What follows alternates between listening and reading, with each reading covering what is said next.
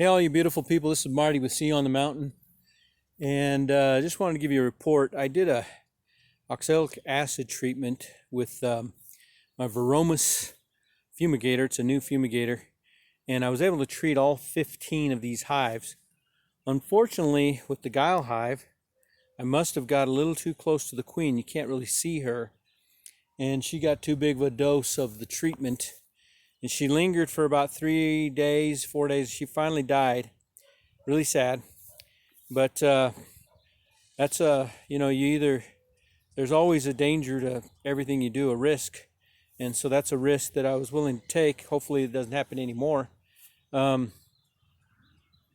that or just the mites will kill the whole hive. So that's a risk you take. But fortunately, we can get a new queen.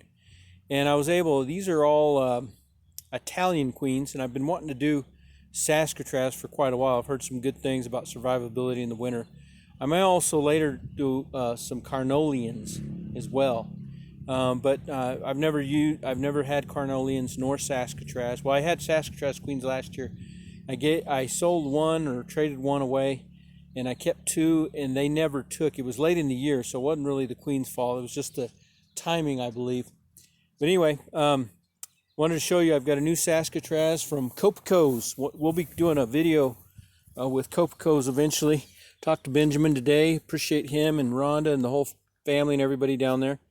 They've been doing a great service for beekeepers in the northern Colorado area.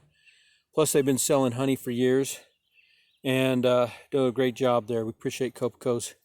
But so this is how the queens come in a cup, and on the bottom is a paper towel soaked with sugar water. They put a plug in there, but I think I'm going to just introduce these in the cup first for a while, let the furons of the queen and these bees get accustomed to the other bees. So we'll just put them into the hive, and let's go over there. I think I can do it without equipment on, but we'll see if I get stung or not.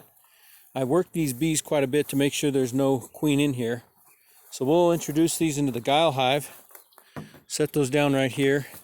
What I'm doing is, so the queen furon of the old queen is gone, or minimized quite a bit.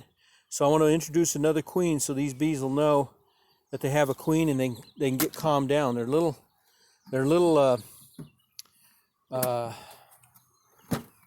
when they're not queen right, there's some problems. So I have a feeder right there. So what I'll do is just take the feeder out and then leave these bees in here for a while and let them get acclimated to each other.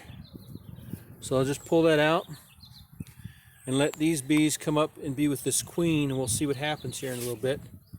So that's where I've got the cup, and then I'll eventually take the lid off, and then I'll put that queen in the hive and see how they do with her, and then we'll eventually go from there. Let's see what they do here in a minute here. They're coming out. I'm going to introduce them. We'll probably go have lunch and just let the two types of bees acclimate to each other. They're coming out. I don't know if you can see that on here. They're kind of in the shadow. But see, there's at the inner cover, they're working their way up. And I'll put them maybe a little closer here so they can smell the queen and start getting acclimated to her furons.